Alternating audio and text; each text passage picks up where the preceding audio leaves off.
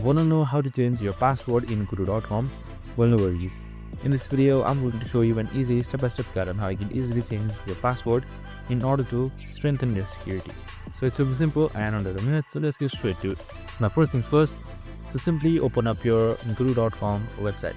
So we have also created simple videos regarding Guru.com, which is on our channel, so make sure to watch it.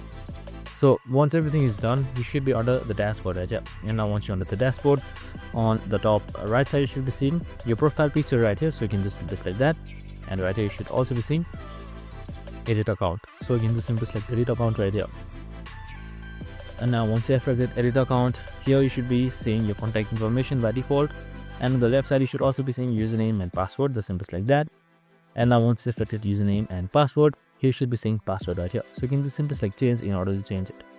Now just simply enter your current password and then select enter on your password and then select update. Now once that is done, your password should be updated. And that's it. Super simple and easy. I hope this video helped. If it did, make sure to like, subscribe and tune in with us for more of these videos. See you in the next one.